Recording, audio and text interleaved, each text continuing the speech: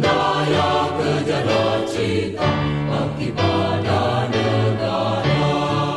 Siapkan diri, teguhkan hati, tegakkan tekad pribadi. Langkah dan karya nyatakan pasti, dambaan ibu pertiwi. Hai putra bangsa insan persada, tugas mulia menantimu. Semangat dan tekad kembangkan selalu, sinar terang pasti datang. Assalamualaikum warahmatullahi wabarakatuh. Untuk semua partisipan yang udah join di webinar ini, terima kasih banyak atas partisipasinya. Terima kasih juga untuk para narasumber kita, Kang Ali Nurdin dan Mas Aziz Hendraningrat yang sudah bersedia untuk meluangkan waktunya sharing ilmu sama kita sambil ngabuburit dengan tema peranan aspek hukum dalam pengembangan bisnis dan teknologi. Mudah-mudahan dalam bulan Ramadan ini kita sharing ilmu sama-sama bermanfaat untuk semuanya ya. Betul. Terutama buat teman-teman kita, alumni ITB, dan juga secara khusus dan secara umum para insinyur yang bukan insinyur juga yang mendengarkan ini mudah-mudahan bisa mendapatkan manfaat dari acara webinar ini. Sebelumnya nanti saya akan kasih panduan dulu mengenai acara ini karena hanya 1 jam. Jadi nanti pembicara pertama adalah Kang Ali Nurdin. Setelah itu dilanjutkan dengan Mas Aziz. Dan kalau saya batasin kira-kira kita 15 menit lah ngobrol-ngobrol, habis itu saya akan buka sesi tanya jawab. Untuk para peserta, mohon diperhatikan tanya jawabnya nanti hanya bisa dilakukan melalui chat kepada host. Jadi silahkan saja diketik ke host Muhammad Reza, nanti akan saya bacakan pertanyaannya yang akan diajukan ke para narasumber kita. Untuk perkenalan, saya mulai ya. Kita ada Kang Ali Nurdin di sini. Ini senior saya nih di SMA 3 Bandung. Baru ketemu lagi di sini kan, sekolah atau SMA. Terus udah lama nggak ketemu, lihat-lihat udah di TV, udah jadi pengacara KPU. Alhamdulillah. Jadi saya lihat di CV-nya Kang Ali ini banyak sekali pengalamannya sebagai pengacara KPU dan juga aktif sebagai pengacara private mungkin ya Kang Ali ya saat ini. Kalau untuk dan juga Kang Ali ini pengurus aktif untuk Persatuan Insinyur Indonesia. Nanti akan kita banyak bahas sama Kang Ali mengenai PII ini, Persatuan Insinyur Indonesia. Narasumber yang kedua adalah Mas Aziz Hendraningrat, ini teman seangkatan saya nih di ITB ya. Kalau Kang Ali tadi 92, dari 92 teknik planologi. Kalau Mas Aziz ini dari teknik fisika ya Mas ya? Teknik fisika 93, seangkatan nama saya. Sudah berpengalaman lama nih sebagai engineer di Siemens dan di Schneider ya Mas ya. Lalu terakhir sebagai pengacara dan punya kantor pengacara sendiri. Oke, kalau gitu kita mulai aja. Perkenalkan diri. Indira Teknik Lingkungan. Indira memperkenalkan diri juga dong. Sarjana hukum. Ini moderatornya memperkenalkan diri sendiri ya. Saya Teknik Lingkungan ITB 93. Sekarang saya adalah lawyer di Premier Oil, perusahaan minyak dan gas bumi dari Inggris, sebagai senior corporate lawyer. Tapi saya juga ada kantor pengacara, tapi saat ini saya lebih aktif di Premier. Saya juga sama teman-teman membuka konsultan hukum private juga, samalah sama Kang Ali sama Mas Aziz. Oke, kita langsung aja kepada Kang Ali. Saya persilahkan Kang Ali. Kira-kira apa nih yang mau diangkat topiknya?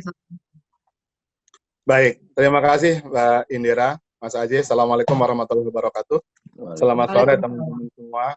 Asik sekali kita bisa kumpul di sini dalam acara talk show untuk dekade 90-an ITB. Dan ini bagus juga karena berlaku juga buat umum. Terkait dengan pengembangan bisnis dan industri, saya lihat ada salah satu kelemahan teman-teman dari alumni ITB itu di satu sisi merupakan satu kekuatan karena pintar, dan banyak melakukan terobosan-terobosan. Tapi di sisi lain seringkali memiliki kelemahan dari aspek hukum. Padahal ketika mengembangkan bisnis yang berbasis teknologi, itu peranan hukum sangat penting. Pertama, ketika yang bersangkutan bekerja dengan pihak lain misalnya ketika lulus. Itu penting untuk mengetahui apa saja hak-hak yang dimiliki oleh teman-teman alumni yang bekerja pada pihak lain. Di situ berlaku hukum ketenagakerjaan. Yang kedua, ketika teman-teman alumni kemudian mandiri, membuka kantor sendiri, membuka PT sendiri, maka ada beberapa hal yang harus diperhatikan berkaitan dengan akta pendirian perusahaan. Bagaimana mekanisme hubungan tanggung jawab di dalam badan hukum, apakah itu perkumpulan ataupun yayasan ataupun perseroan terbatas misalnya. Begitu juga ketika teman-teman melakukan inovasi berkaitan dengan teknologi, ada banyak hal yang harus diperhatikan berkaitan dengan hak paten atau hak cipta begitu ya. Jangan sampai kita meniru hasil karya orang lain. Selanjutnya, ketika hasil karya itu kita pasarkan berhubungan dengan pihak lain misalnya, maka akan ada dua subjek hukum yang bersangkutan dengan pihak lain. Di situ berlaku misalnya hukum kontrak atau perjanjian. Bagaimana kerjasama yang kita lakukan dengan pihak lain. Apa haknya, apa kewajibannya, untuk jangka waktu berapa lama.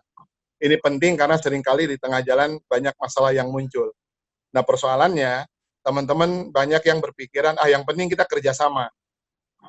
Tidak jarang ada yang memikirkan bagaimana kalau terjadi konflik. Padahal seharusnya itu bisa dibahas duluan. Ada beberapa kasus yang saya tangani, misalnya berkaitan dengan itu, sebagai contoh untuk prototipe mobil listrik yang menimpa senior kita, Pak Dasep Ahmadi. Salah satu kelemahannya adalah ketika kurang memperhatikan kontrak yang ditandatanganinya. Begitu juga ketika nanti ada sengketa, forum apa yang harus diikutin? Apakah forum mediasi, apakah forum di pengadilan, ataukah arbitrase? Dengan demikian, dalam berbagai aspek, tidak bisa lepas dari aspek hukum. Ketika seorang insinyur, engineer, melakukan bisnis di bidang teknologi atau yang berkaitan dengan teknologi. Sementara demikian dulu, Mbak Indira, nanti bisa kita kupas lebih dalam. Terima kasih, Kang Ali. Jadi kalau boleh saya rangkum tadi poin-poin yang diangkat oleh Kang Ali yang menjadi catatan untuk kita, para pelaku bisnis yang tidak mempunyai background legal. Kang Ali berpesan supaya lebih memperhatikan isi kontrak. Bagaimana hukum tenaga kerja, bagaimana tenaga kerja diatur dalam sebuah kontrak, bagaimana hukum paten itu diatur. Kebanyakan kan para engineer ini hasil produknya itu berupa teknologi. Nah, itu sangat penting untuk dipatenkan. Kontrak juga sering sering nggak dibaca dulu. Ini ya, sepengalaman saya juga sama. Biasanya para engineer ini langsung tanda tangan aja. Kadang-kadang karena memang selain mereka tidak mempunyai background legal, atau memang dalam perusahaannya tidak ada legal advisor-nya, sehingga ketika ada tanda tangan tidak berpikir bahwa suatu saat akan terjadi sengketa. Tentu saja kita sih inginnya semua baik-baik aja ya, yang namanya berbisnis kan dengan dasar etikat baik. Tapi yang seorang lawyer adalah fungsi kontrak itu adalah untuk memprotek pihak-pihak yang ada di dalam bisnis itu. Begitu kurang lebih Kang Ali yang tadi sampaikan ya. Oke, terima kasih banyak. Betul. Kang Ali, mungkin kalau dari Kang Aziz ada yang mau ditambahkan nggak yang tips-tips nih buat para pelaku bisnis yang produk-produknya berbasis teknologi berdasarkan pengalaman dari Mas Aziz sendiri? Silakan Mas. Iya, baik. Jadi saya akan menyoroti ya bahwa tadi yang dipaparkan Kang Ali itu ya menyangkut masalah ada aspek-aspek ya kontrak, ya, ada aspek ketenaga kerjaan, yang semuanya itu sebetulnya kalau di dalam negeri, di Indonesia sendiri sudah ada aturan-aturannya, walaupun mungkin minim atau bagaimana, tapi sudah ada aturannya. Permasalahan yang terjadi yang harus diketahui sama publik adalah bahwa undang-undang di Indonesia banyak didesain menggabungkan antara hukum administrasi dengan hukum pidana. ini sesuatu yang jadi kendala ketika diterapkan di dalam masyarakat. Ya, jadi mestinya kalau hukum administrasi itu sanksi pidananya ya enggak usah tinggi-tinggi. Ya, dia hanya untuk nakut-nakutin ya. Jadi itu istilahnya hukum administrasi bersanksi pidana. Ya. Jadi apa istilahnya ordning strafrecht gitu ya. Pidana di situ hanya untuk nakut-nakuti. Jadi tetapi yang muncul adalah di dalam hukum administrasi masuk di dalamnya itu pidana-pidana yang berat misalnya, karena misalnya di situ ada pidana terhadap nyawa. Perlakuan ini yang mengakibatkan kematian, itu sebetulnya itu masuk dalam ranah tindak pidana atau hukum pidana.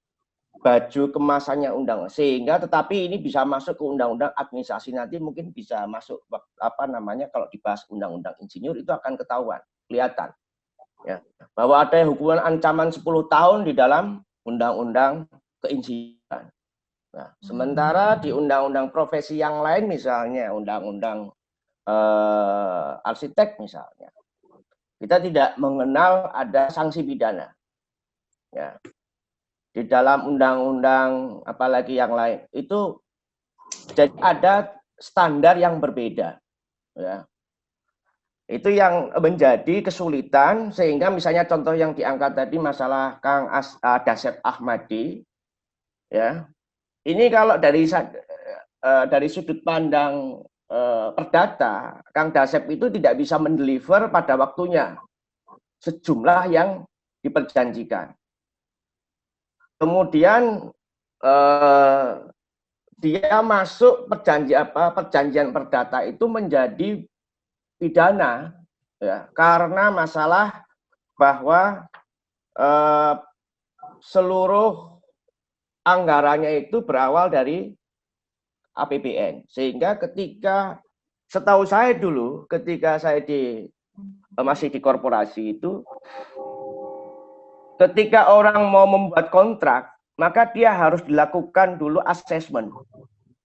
Apakah dia berkontrak melibatkan anggaran negara atau tidak. Dan ini menjadi risiko yang harus ditempuh. Sehingga mungkin ini menjadi sebuah poin sebagai para pengambil keputusan di dalam perusahaan itu untuk go no go dalam suatu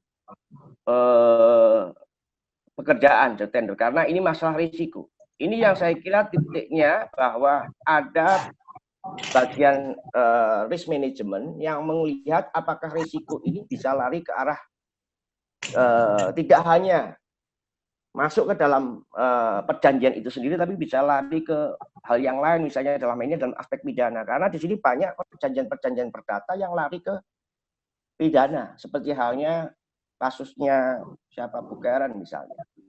Ya mungkin Mas Ali itu jauh lebih ngerti itu kasusnya seperti apa karena beliau yang menangani. Tetapi saya dari sudut pandang putusannya sendiri itu adalah bagaimana business decision menjadi pidana karena aturan di dalam negeri kita sendiri yang terlalu lebar. Sehingga bisa ditarik ke sana kemari semau-maunya sendiri. Ini yang menjadi masalah. Ini yang saya kira harus diketahui oleh publik bahwa harus hati-hati ketika menangani masuk ke dalam walaupun perdata, tetapi hukum di Indonesia itu masih cukup fleksibel untuk bisa masuk ke ranah yang lain, berubah ke ranah yang lain. Ini yang harus menjadi perhatian. Saya kira dari saya untuk prolog itu saja dulu, Mbak Indira. Terima kasih banyak Mas Aziz.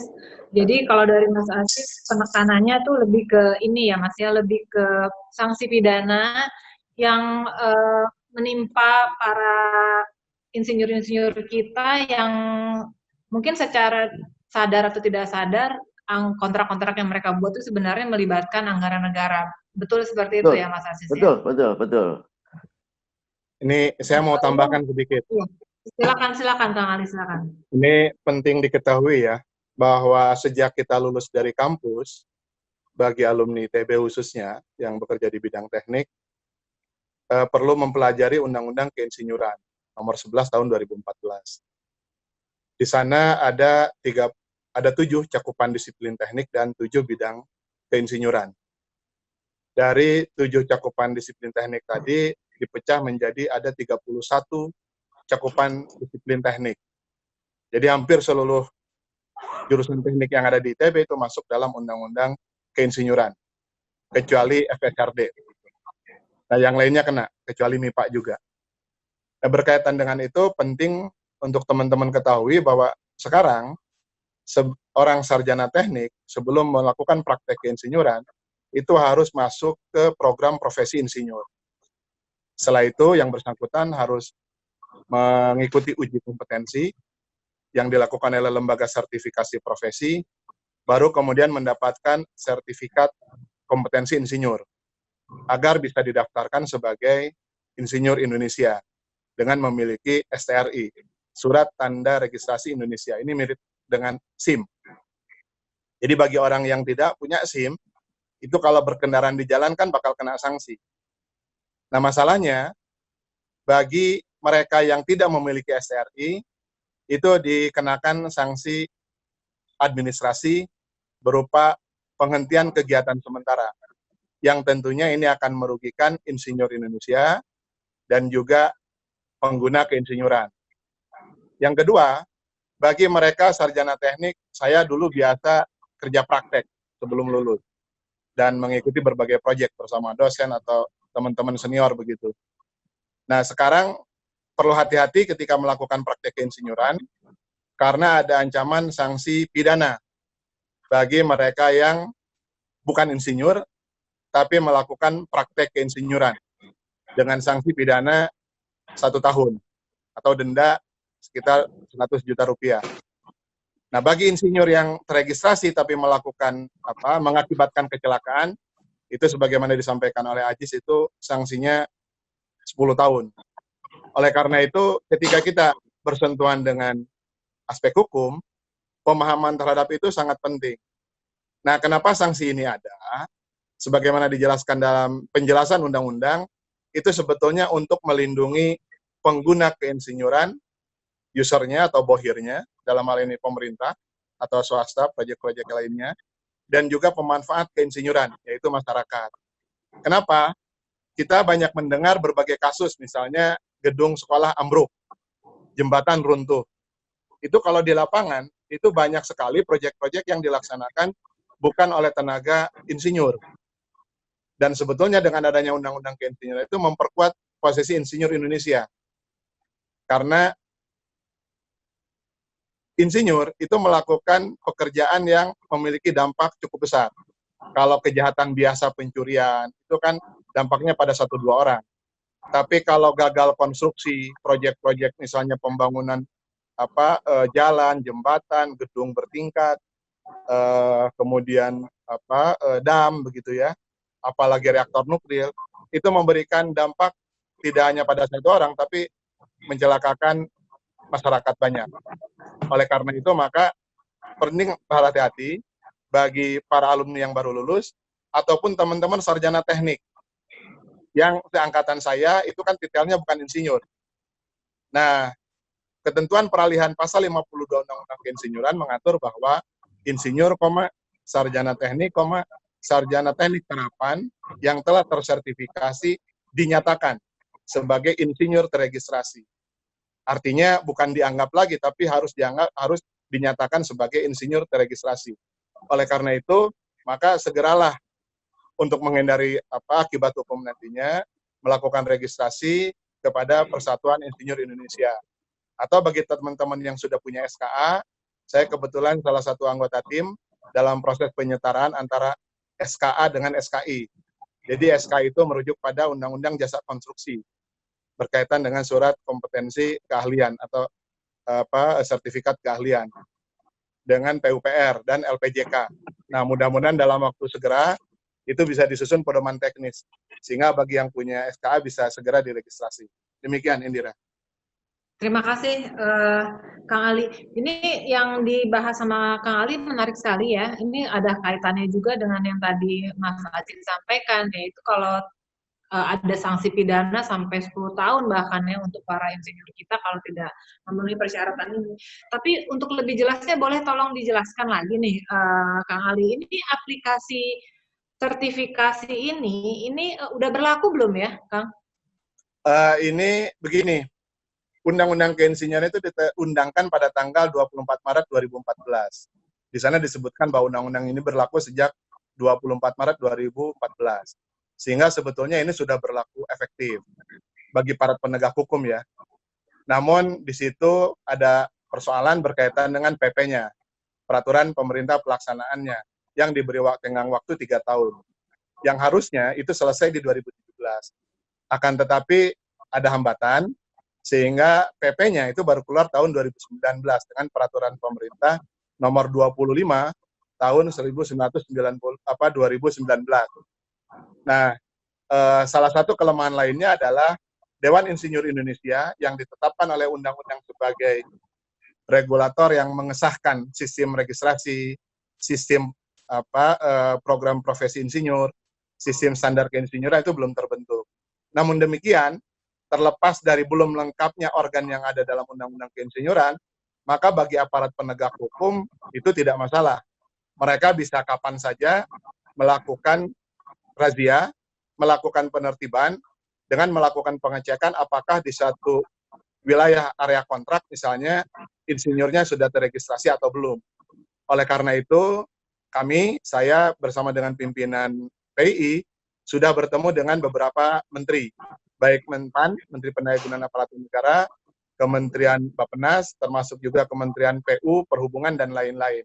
Di mana pada pokoknya mengingatkan ada ancaman pidana bagi insinyur yang tidak terregistrasi, apalagi terhadap sarjana teknik yang belum insinyur.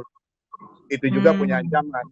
Dan kita tidak bisa menolak kalau ada aparat penegak hukum yang menanya kita atau melakukan penghentian. Atau bahkan di beberapa tempat bisa dilakukan polis lain, penghentian sementara kegiatan. Jadi, apakah undang-undang ini sudah berlaku? Saya jawab, iya, sudah berlaku. Oleh karena itu, maka PII sekarang sedang dalam proses, dan sebetulnya sudah bisa bagi teman-teman yang mau registrasi, bisa buka website PII, di situ bisa buka Simponi untuk akses pendaftaran dan untuk uji kompetensi. Demikian. Oke. Ya, terima kasih Kang Ali. Cukup jelas rasanya penjelasan dari Kang Ali. Saya ingin beralih nih ke Mas Aziz. Tadi kaitannya dengan sertifikasi tersebut nih Mas Aziz, dan sanksi pidana yang disampaikan oleh Mas Aziz sebelumnya. Boleh nggak tolong nih kami semua diterangkan berdasarkan pengalaman dari Mas Aziz, apa sih pengalaman yang pernah Mas Aziz handle yang menyebabkan seorang insinyur itu bisa kena sanksi pidana 10 tahun dalam sebuah kontrak gitu Mas. Supaya ini para pendengar nih partisipan bisa antisipasi gitu loh, apa yang harus mereka lakukan sebelum mereka bekerja, sebelum mereka tanda tangan kontrak. Mungkin bisa di-share nih Mas. Ya, oke. Baik, sekarang kita lihat secara normatif dulu ya. Undang-Undang nomor 11 2014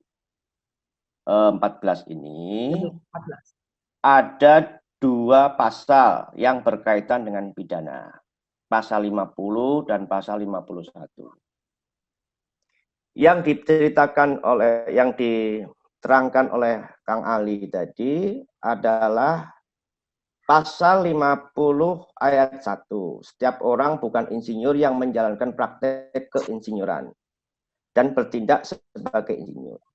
Artinya di sini, di dalam pasal-pasal pidana, ketentuan sanksi pidana di sini tidak diterangkan bahwa dia sebagai delik aduan. Artinya katakanlah yang punya kerjaan atau siapa. Artinya ini menjadi delik biasa.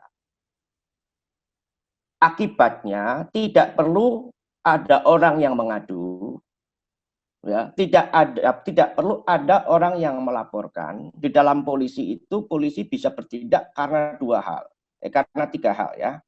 1 karena laporan, kedua karena aduan, dan ketiga karena informasi. Makanya ada yang panggilan berdasarkan LP, laporan pengaduan atau laporan polisi, ya.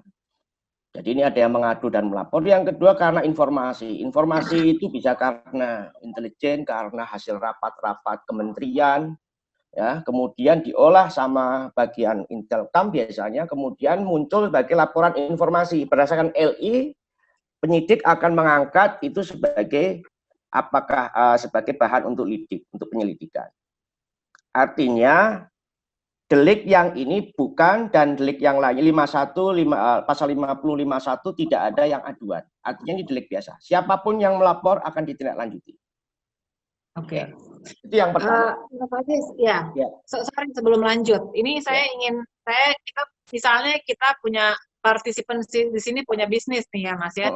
Di mana bisnis tersebut dilakukan deliverables-nya atau produk atau pekerjaan pembangunan yang dilakukan oleh tim engineer.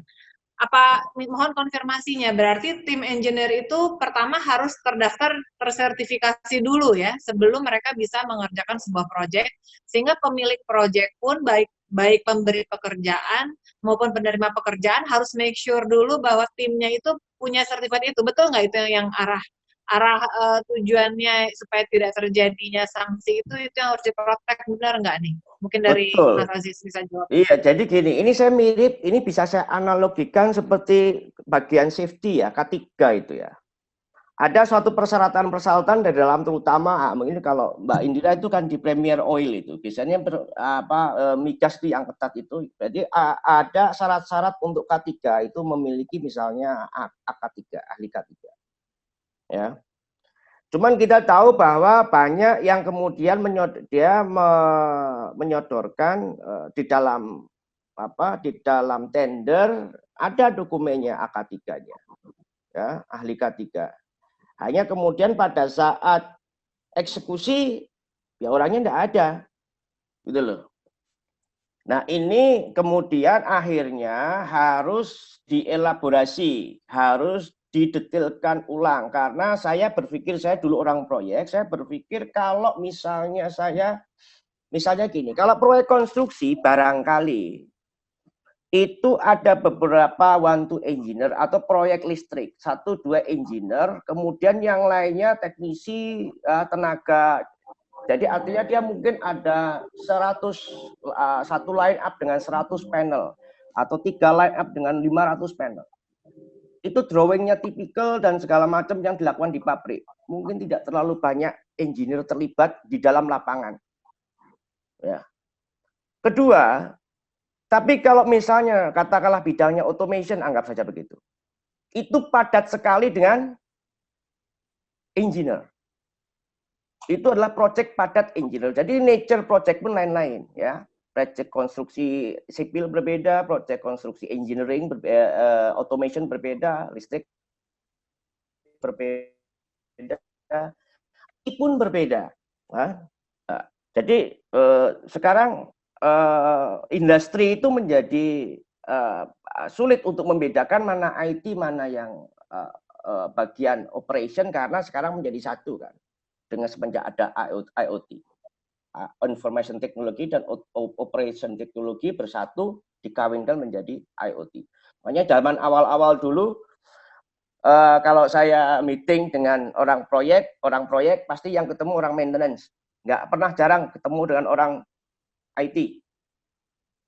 Sekarang ini hampir seluruh proyek selalu ada orang IT di dalamnya terlibat, karena hampir semua operation akan masuk ke situ. Jadi inilah, jadi artinya ini akan menjadi kalau tidak dielaborasi hukum acaranya, maka yang terjadi akan ada kebingungan dalam masyarakat. Nanti diterapkan sendiri oleh aparat, ditafsir sendiri. Ini akan bahaya, dan itulah banyak terjadi. Gitu loh. Banyak terjadi di lapangan. Gitu loh. Jadi saya kira kedepannya ini undang-undang keizurian harus direvisi lagi untuk dimasukkan hukum acaranya bagaimana ini. Karena tidak bisa ini terus diterapkan begitu saja. Ini materinya ada, tapi bagaimana penerapannya? Apakah hanya penanggung jawabnya? Ataukah semua engineer di situ? Karena ini setiap orang top kegiatan ke-engineeringan itu terlalu luas. Terlalu luas. Ini kalau enggak, apakah kepalanya saja, penanggung jawabnya saja, atau di bagian mana yang harus memerlukan sertifikasi? Oke. Nah, ini akan menjadi bola liar yang dipermainkan bisa oleh banyak orang. Oke, makasih Mas Ajis. Sedikit Tapi untuk tambahan. sebagai sebagai summary dari mungkin Kang Ali ada yang mau ditambahkan ya? Boleh.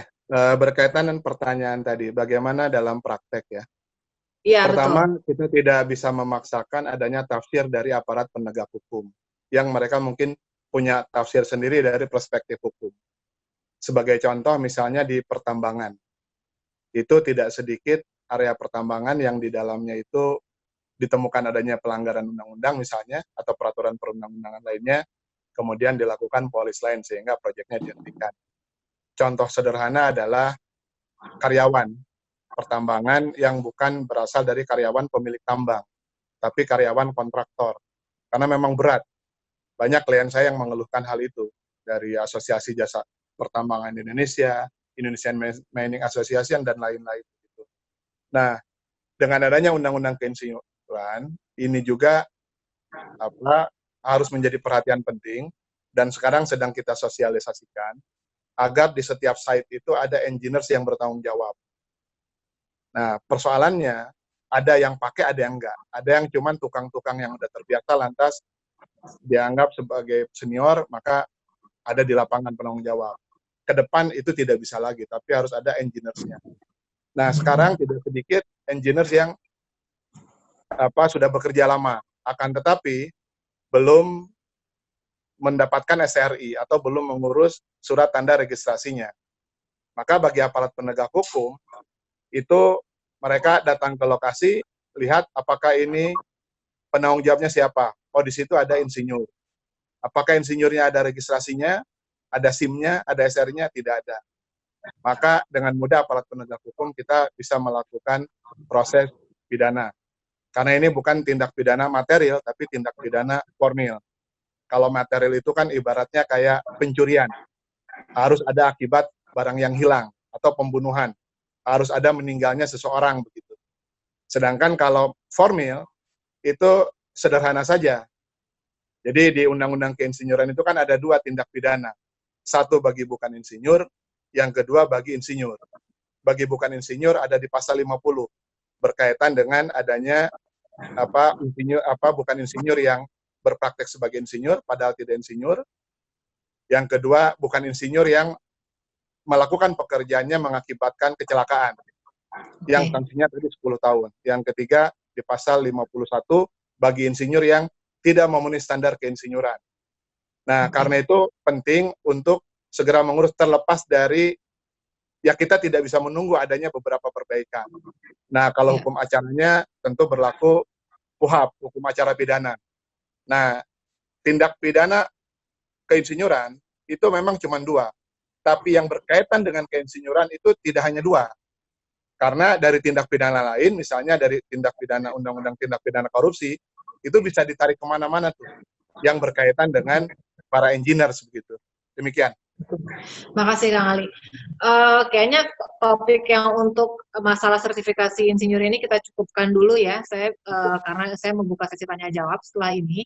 Tapi untuk yang peserta atau yang nanti bisa mendengarkan acara webinar ini melalui YouTube, bisa kita simpulkan untuk proyek-proyek berbasis teknologi, mohon diperhatikan timnya, tidak perlu seluruhnya, mungkin seperti Mas Ajis tadi bilang, at least kepala proyek atau kepala tim itu tersertifikasi dalam memiliki SRI yang tadi disampaikan oleh Kang Ali. Karena ini untuk menghindari dispute di kemudian hari, atau bukan cuma dispute ya, tapi tuntutan dari pihak lain bahwa tidak memenuhi syarat administrasi gitu proyeknya, sehingga akhirnya tidak ada maksud untuk seperti itu, tapi karena tidak paham bahwa insinyur itu harus bersertifikat, akhirnya keseret-seret kena sanksi pidana.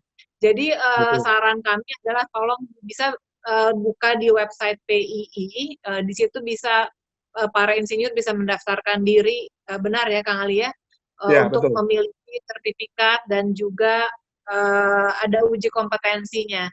Minimal kepala-kepala proyek para sarjana teknik yang telah memiliki SRI itu insya Allah cukup aman lah ya gitu timnya. Iya. Terima kasih banyak. Ini saya lihat udah ada pertanyaan yang masuk dari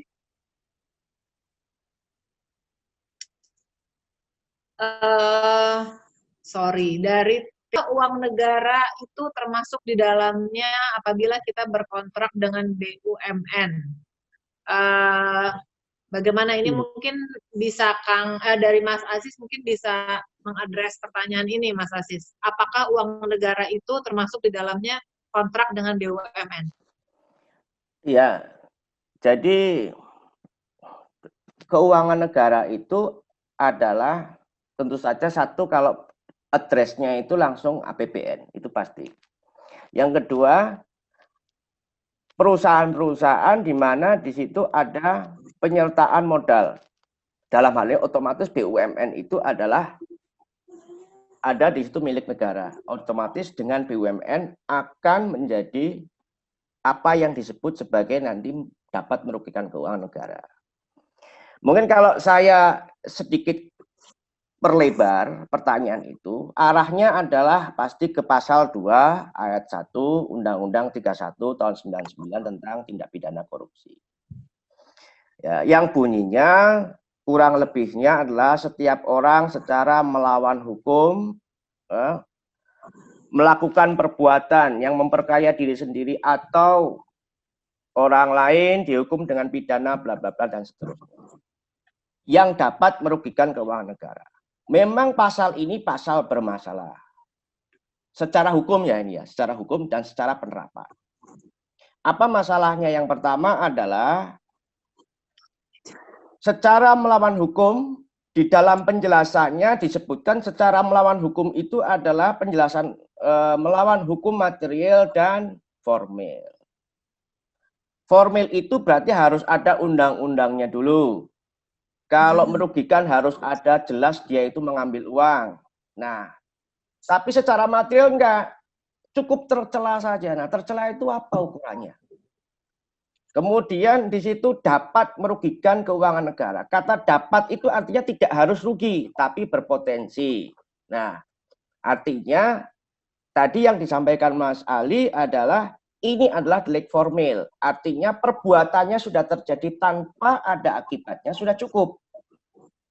Kalau tadi contohnya pembunuhan itu tanpa melihat terbunuhnya karena apa, yang penting orangnya mati sudah cukup, itu material.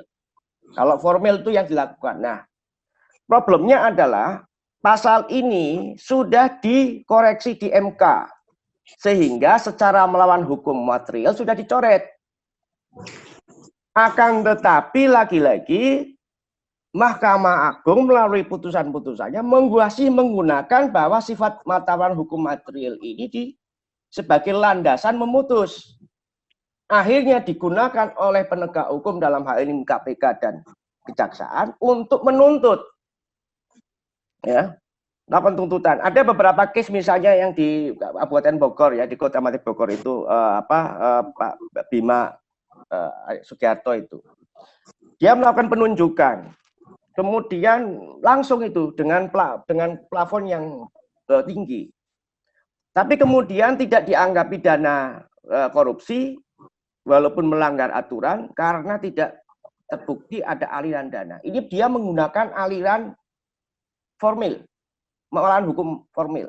Tetapi begitu banyak, misalnya kasusnya Bukeran yang dengan PT apa itu yang di Australia, yang terakhir itu yang menyebabkan kemudian beliau dipidana kemudian bebas pada saat kasasi, lepas pada saat kasasi itu adalah juga karena sebetulnya tidak ada aliran dana. Ini adalah business judgment. Jadi inilah yang pentingnya bagaimana pasal korupsi di Indonesia itu begitu lebarnya dan terlebar seluruh dunia, kalau bisa dikatakan. Ya, di dunia belahan dunia pun tidak ada yang korupsi yang punya jala selebar di Indonesia. Maka semua kan kena di Indonesia. Tergantung mau-maunya akhirnya. Makanya sebetulnya mau-maunya siapa, Mas?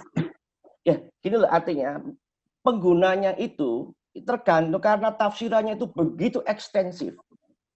Karena ada tercela itu nggak ada ukurannya. Oke. Ya, itu di dalam undang-undang tercela. Sudah dicoret sama Mahkamah Konstitusi tapi dihidupkan lagi oleh Mahkamah Agung dengan jurisprudensinya dengan berbagai macam keputusannya. Sehingga dua Mas Aziz, lembaga ini menjadi bermasalah. Gitu loh. ya maaf sebelumnya nih ya, karena kaitannya nih saya ingin membagi masalah korupsi ini dari pihak swasta. Maksudnya apabila alumni-alumni kita ini memiliki kontrak mendapatkan pekerjaan dari BUMN sehingga posisinya adalah sebagai penerima kerja, dan nanti ada pertanyaan berikutnya, apabila alumni kita ini sebagai pejabat pemerintah, bagaimana untuk memproteksi dari tindak pidana korupsi. Boleh nanti dikonklusi sedikit oleh Mas Aziz. Jadi apa yang mesti para pelaku usaha ketika mereka mendapatkan pekerjaan-pekerjaan misalnya dari PLN, dari Telkom, dari BUMN, apa yang mesti mereka perhatikan supaya mereka terhindar dari undang-undang Tipikor ini, Mas Aziz? Oke, yang pertama adalah ketika Anda sebagai seorang pengusaha, maka yang pertama itu sesuaikan bahwa term and condition-nya itu apakah acceptable di perusahaan saudara. Ya, jangan memaksakan diri. Itu yang pertama. Jadi artinya kalau misalnya Pertamina jarang pakai down payment. Ya. Perusahaan Anda nggak pakai down payment, harus pakai down payment. Kalau nggak pakai down payment, Anda akan terbengkalai atau bermasalah dalam bisnis. Ya sudah, tinggalkan saja. Ya. Jadi yang pertama itu. Yang kedua adalah yakinkan kontraknya itu tidak hanya berisi materinya saja. Misalnya setiap gambar disetujui oleh pemilik proyek. Ini adalah materialnya. Hukum acaranya tidak ada dan ini biang keroknya. Belasan tahun saya pegang proyek, itu adalah yang berproblematika adalah hukum acaranya. Cuman drawing ini wajib disetujui oleh pemilik proyek. Pertanyaannya, berapa orang yang menyetujui? Oke. Ya. Jadi ketika diimplementasi, PM-nya yang menyetujui, tapi PM-nya nggak mau tanda tangan kalau engineer-nya nggak mau tanda tangan. Engineer-nya nggak mau tanda tangan kalau orang di lapangan nggak mau tanda tangan. Orang di lapangan nggak mau tanda tangan kalau konsultannya nggak mau tanda tangan. Konsultannya nggak mau tanda tangan. Nah, kalau konsultan di lapangan nggak mau tanda tangan. Oh, ternyata yang dihadapi itu puluhan orangnya. Ini masalah. Padahal kata-katanya di dalam kontrak sederhana. Sehingga perhatikan, setiap berbicara kontrak, maka kita harus membagi kontrak ke dalam dua hal. Yang isinya substansi masalahnya, yang kedua tata cara prosedurnya bagaimana. Ya, dua hal ini menjadi masalah dan yang paling banyak konflik di arbitrase adalah permasalahan tata cara. Variasi order, persekerjaan tambah. Itu apa problemnya? Karena tidak ada yang tanda tangan, tidak mau ada yang mengambil keputusan, itu semua hukum acara semua. Oke. Gitu loh, ya. Jadi ini problematikanya. Jadi nah, kalau dari sisi saya tambahin dari sisi pejabat adalah dia harus tahu kapasitas dia apa. Apakah dia sebagai seorang yang diberikan delegasi dalam perusahaan dalam kapasitasnya atau diberikan mandat. Ini dua hal yang berbeda. Kalau delegasi artinya ya dia itu dia berkuasa penuh dan dia akan dimintai pertanggungjawaban penuh atas apa yang dia perbuat. Kalau delegasi itu misalnya kopnya pemerintah Kota Bekasi, nah, di bawahnya itu atas nama wali kota, tanda tangannya itu adalah kepala bidang atau kepala dinas, maka dia itu adalah mandat. Yang tanda tangan kepala dinas yang bertanggung jawab wali kota. Tetapi kalau kopnya Direktorat Jenderal, yang tanda tangan adalah dirjen, berarti dirjen itu bertanggung jawab penuh. Maka dia harus bisa mengerti yang dia lakukan asal hak dan kewenangannya dapat dari mana. Ya. Jadi kalau saya kasih sama atasannya, kamu tolong ambil keputusan tentang proyek sana. Pertanyaannya adalah alas hak dia mengambil keputusan apa? Alas kewenangan. Ketika itu tidak ada, itu menjadi masalah. Gitu loh. Nah, Oke, jadi makasih Mas untuk Aziz ya. dapat itu yang paling penting. Oke, terima kasih. Jadi untuk para pelaku usaha swasta, terutama mereka yang mendapatkan pekerjaan dari BUMN, jadi tadi ada masukan-masukan dari Mas Aziz. Coba dicek lagi isi kontraknya, karena kontrak itu terbagi dua ya. Ada yang mengenai substansi pekerjaannya sendiri, apa yang harus deliver, hak dan kewajiban masing-masing pihak, Betul. dan yang tidak kalah penting yang sering menjadi permasalahan adalah dari tata cara atau administrasi.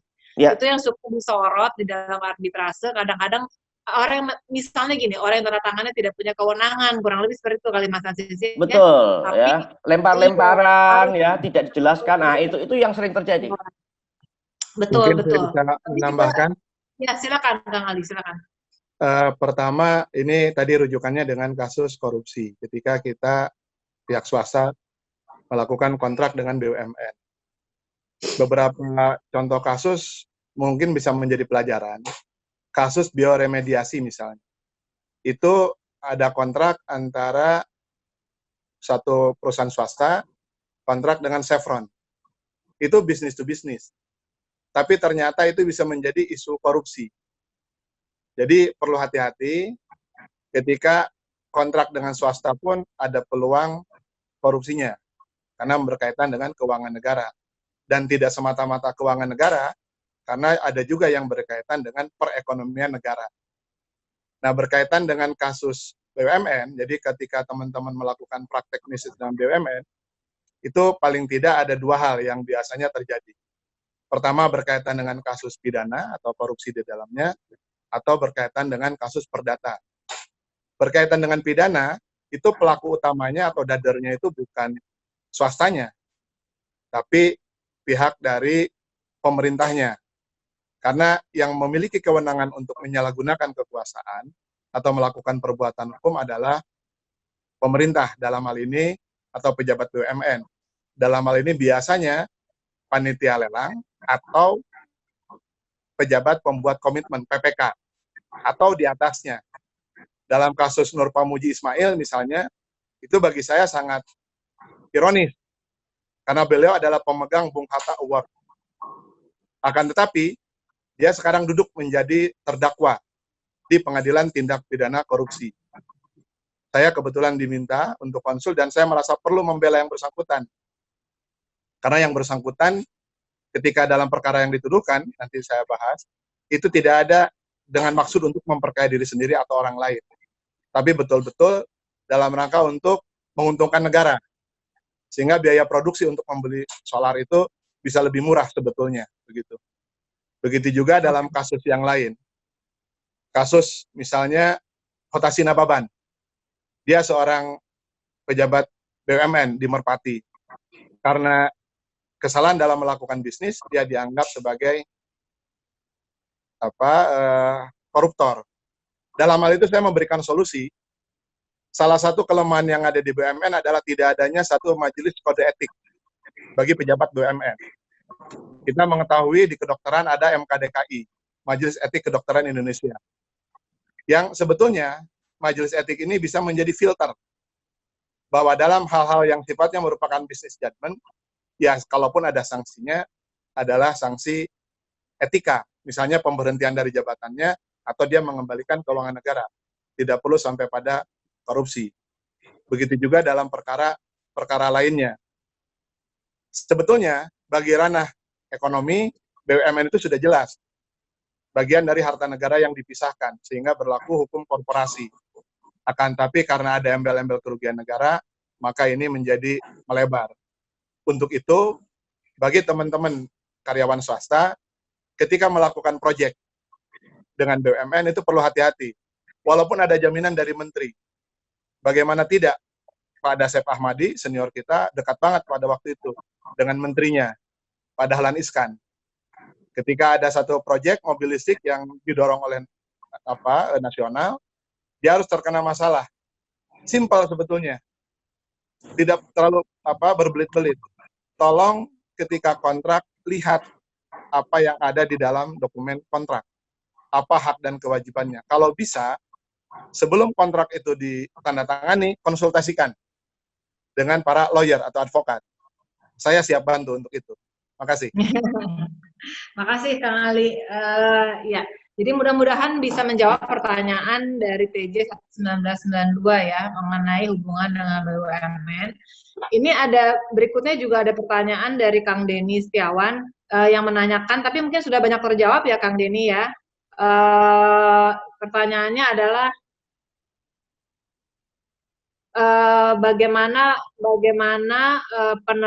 bagaimana tips bagi alumni-alumni yang memegang jabatan. Sorry, ini sama kalau saya klik. Nah, bagaimana tips bagi para alumni yang memegang jabatan di BUMN atau instansi pemerintah untuk menghindari kriminalisasi kebijakan atas interpretasi suatu ketentuan regulasi di bidang tertentu dikaitkan dengan pengadaan barang dan jasa atau procurement. Sebagai contoh kasus IM2 di mana Kang Ali Nurdin sebagai pengacara Pak Indar Atmanto. Mungkin ini sudah banyak dijawab kali oleh Kang Ali ya, bahwa dan Mas Aziz, pertama dilihat dulu kewenangannya para pejabat BUMN tersebut, apakah memiliki kewenangan untuk menandatangani sebuah dokumen. Kedua juga memang tadi kelemahannya nggak ada majelis kode etiknya itu ya untuk BUMN kita. Mungkin ini bisa diusulkan oleh Kang Ali dan teman-teman sekalian. Atau mungkin Kang Ali bisa menjawab juga pertanyaan dari Kang Denny Setiawan. Begini, dalam struktur birokrasi itu selalu ada pejabat tingkat menteri, pejabat eselon 1, eselon 2, eselon 3, dan seterusnya. Berkaitannya pengadaan barang dan jasa sebetulnya simpel.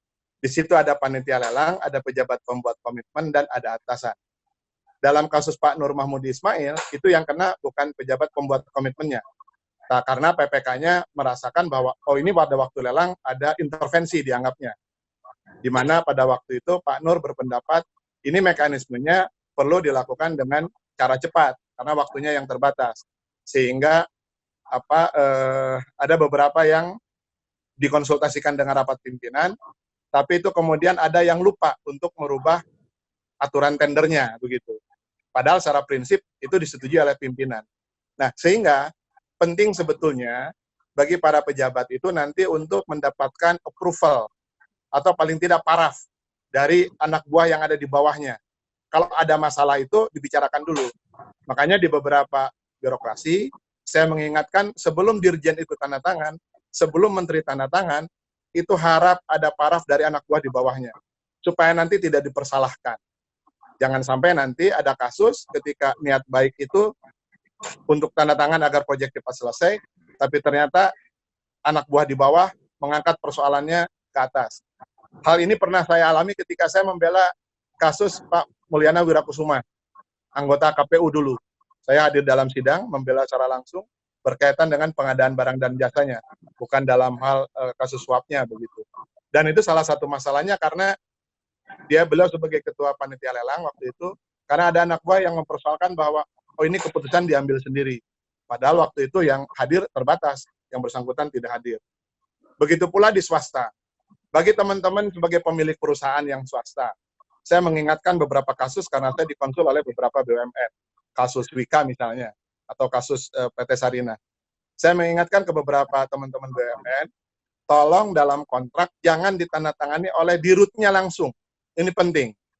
Kenapa? Kalau yang tanda tangan dirut, ketika ada masalah, itu nanti dirutnya yang akan sibuk. Padahal kantor harus berjalan.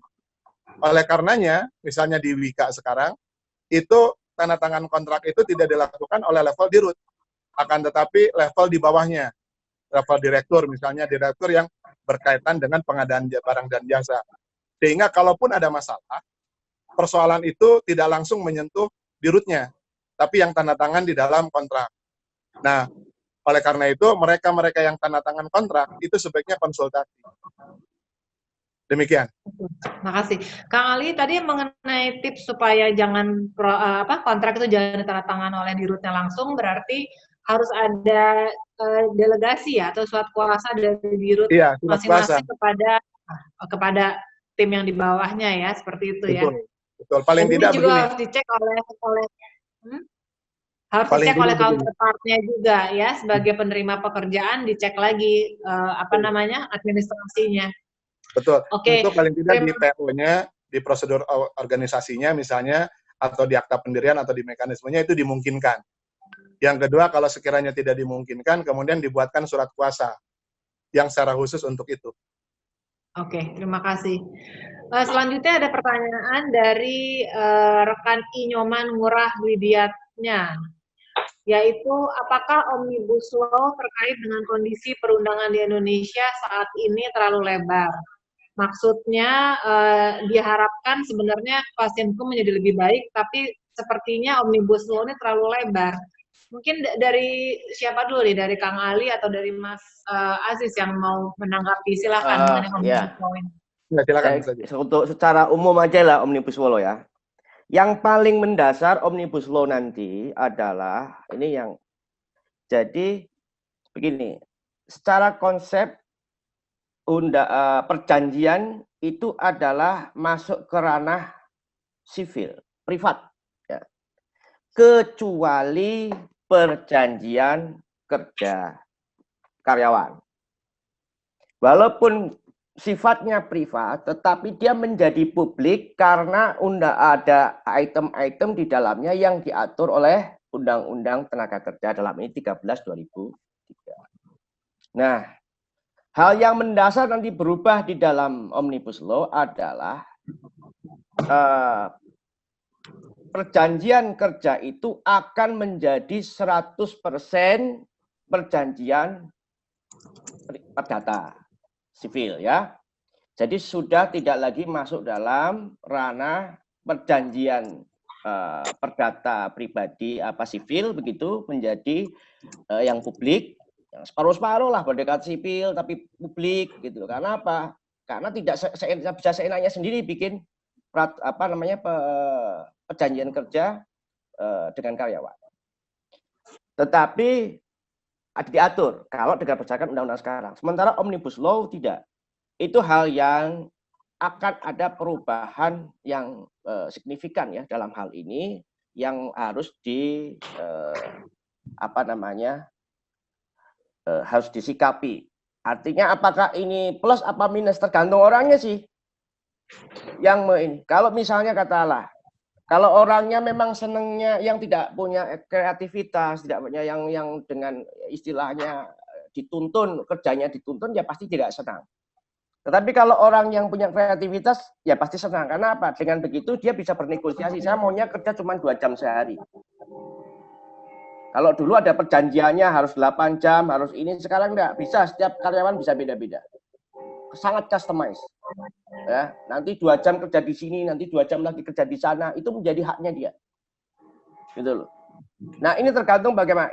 Inilah yang menjadi tantangan ya. Saya tidak mengatakan ini baik atau tidak, bukan ini, tapi saya hanya mengatakan itu adalah perbedaannya ya. Apakah itu tergantung bagaimana mensikapinya, tergantung manusianya sendiri ya. Tapi itu nanti saya kira Omnibus Law harus dibicarakan tersendiri karena itu sangat luas cakupannya. Tapi saya memberikan sedikit saja itu yang paling kentara lah. Sudah cukup dari saya itu. Saya coba tambahkan Mbak Indira. Berkaitan dengan Omnibus Law. Ini saya hormati sikap pemerintah ya, yang dilatar belakangi kekecewaan atas praktek investasi yang menemukan berbagai macam kendala. Sehingga dibuatlah satu RUU Omnibus Law berkaitan dengan cipta lapangan kerja. Kemudian dirubah, yang semula cilaka menjadi cipta kerja begitu. Saya lihat ada beberapa permasalahan, terlepas, ya saya menghormati sikap pemerintah untuk menyusun itu.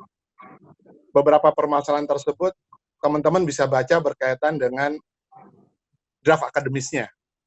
Di sana dikemukakan latar belakang dan konsepsi teori yang membelakanginya, termasuk pengalaman di beberapa negara.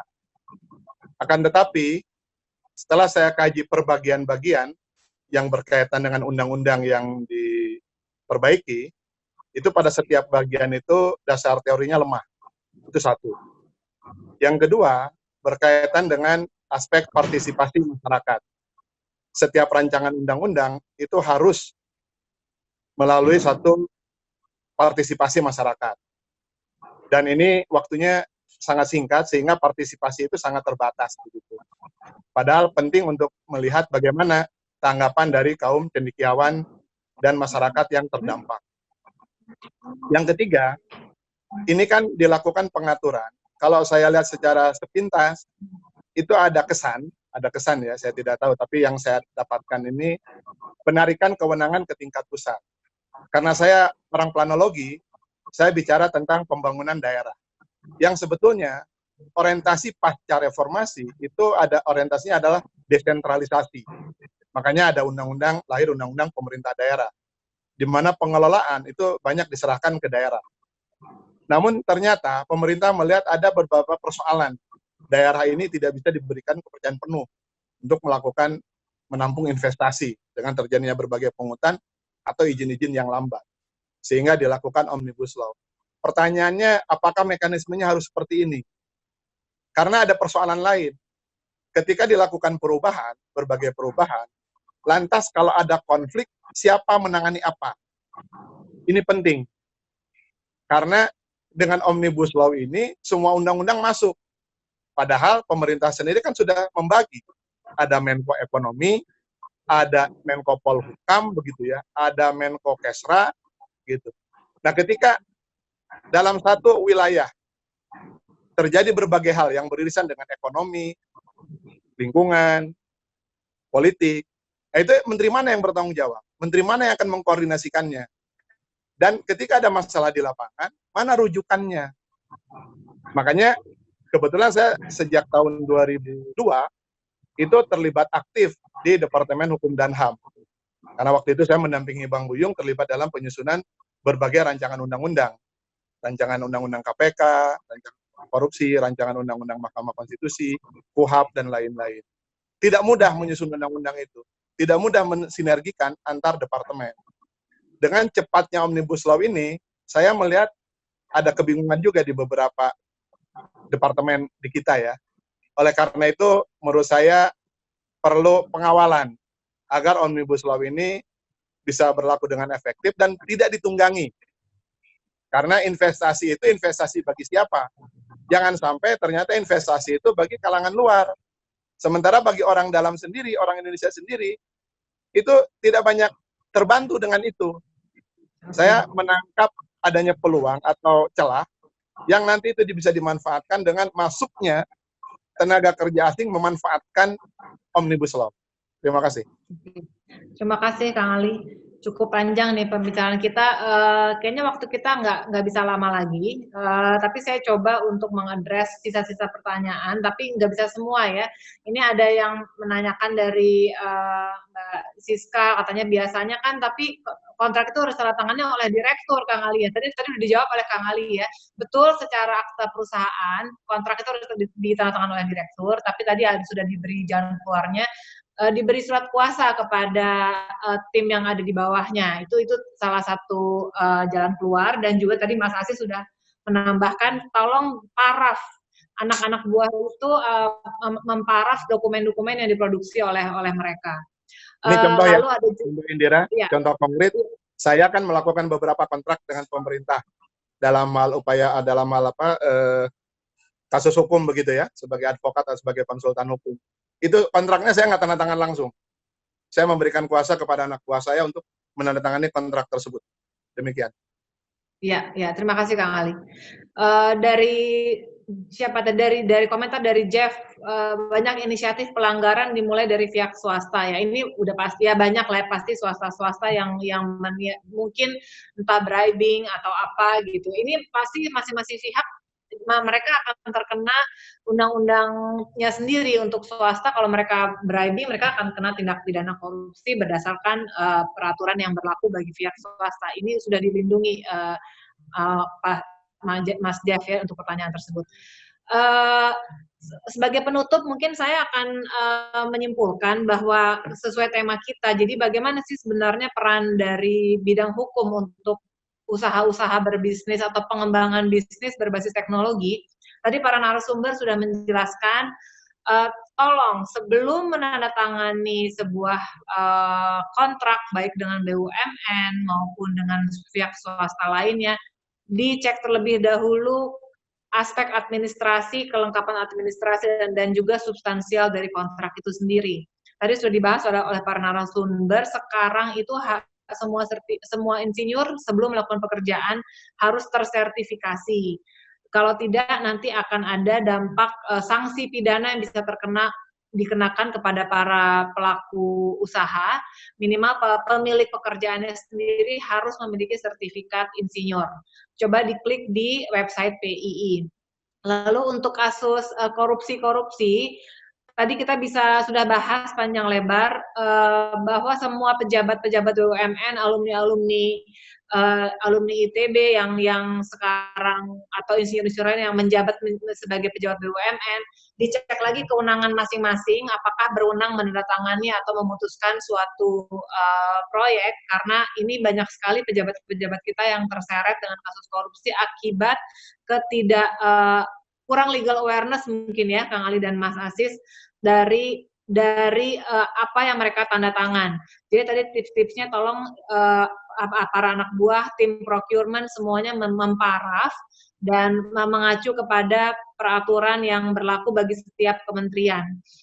Juga untuk swasta, tadi sebelum saya memulai webinar ini juga ada dari rekan yang bertanya, bagaimana dengan kasus COVID-19 ini, mungkin ada sedikit tambahan dari kita, apakah termasuk force major ini COVID-19 gitu ya. Kita bisa sampaikan tips, dilihat lagi di dalam kontraknya, apakah kontraknya itu mengatur COVID-19 atau bukan, nggak mungkin ada kata-kata COVID-19, apakah pandemik itu termasuk ke dalam force major. Jadi ini menarik karena banyak sekali sekarang pengusaha-pengusaha yang harus mungkin membayar denda, penalti, ataupun menjadi yang harusnya bayar sewa, mendapatkan uang sewa menjadi tidak. Itu memang ini dialami oleh seluruh dunia. Tapi kita untuk masalah force major bisa dilihat lagi di Undang-Undang Perdata pasal 1254, di mana force major itu atau keadaan memaksa sudah diatur sebetulnya di dalam undang-undang kita. Saya kira cukup ya, atau dari Mas Aziz dan Kang Ali ada yang mau disampaikan penutup sebelum kita tutup? Ya, berkaitan dengan force major, 1 minggu yang lalu saya dikontak oleh salah seorang senior alumni ITB berkaitan dengan rencana pembangunan lapangan terbang lah ya, airport di satu daerah begitu. Karena COVID kan terganggu. Nah, di situ apakah COVID ini force major atau bukan? Itu harus dilihat apakah itu yang menghalangi pelaksanaan pembangunan ataukah karena perhitungan ekonomi. Itu menjadi lain. Tapi itu salah satu masalah, di mana terhadap itu analisanya bisa dua. Itu bukan force major kalau alasannya ini. Tapi itu bisa jadi force major kalau alasannya begini. Nah, untuk itu akan mendalam. Yang kedua, saya ingin sedikit klarifikasi, karena tadi disebut supaya tidak salah sangka, saya tidak menangani kasusnya Bu Karen secara langsung. Karena kebetulan saya menerima konsultasi dari semua suaminya Bu Karen yang dibawa oleh Mbak Betty Iskandari Sabana ke kantor saya untuk konsultasi, dan dari situ saya paham kasusnya seperti apa dan saya memberikan beberapa masukan. Karena waktu itu saya tidak bisa nangani berkaitan dengan alasan lain. Demikian. Baik, terima kasih banyak Kang Ali. Kayaknya udah cukup panjang ya kita ngobrol ini, tadinya mau jam 5 selesai jadi jam 5:08. Buat yang baru masuk, kita nanti acara webinar ini ada bener nggak nih host, ada recordingnya ya di YouTube. Nanti mungkin bisa di-share di mana link YouTube-nya. Saya nambah dikit Mbak Indira. Oh ya, silakan silakan. Tips saja ini ya. Penting diperhatikan bahwa kerjakanlah sesuatu sesuai dengan tupoksi dan keahlian saudara. Ya, penting sekali ini ya.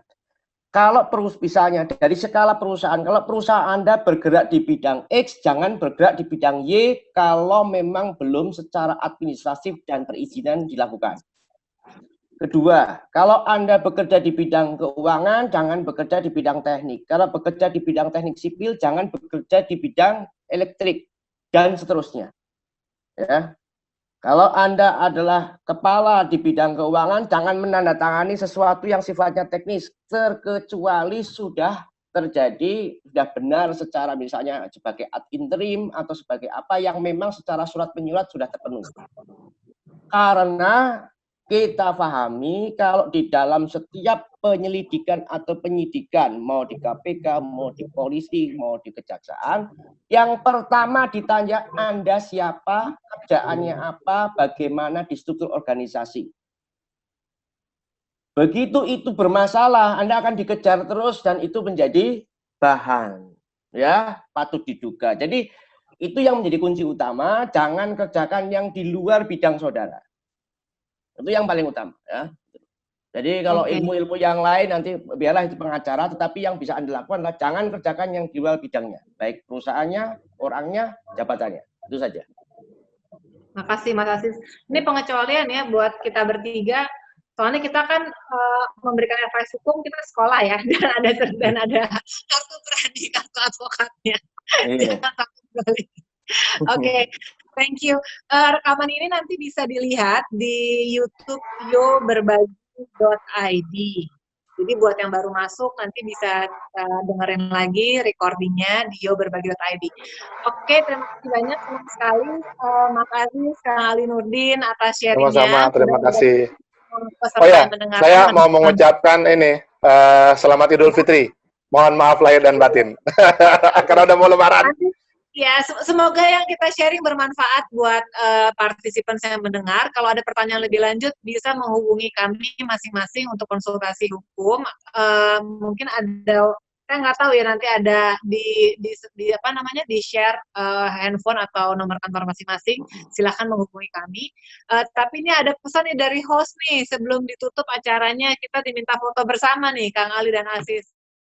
Sinar terang pasti datang, kajilah ilmu dan teknologi, seni dan budaya bangsa, kukuhkan sikap dan tekad mandiri, capai masa gemilang, rentangkan sayap, pancarkan citra, cerdaskan bernegara, bantarkan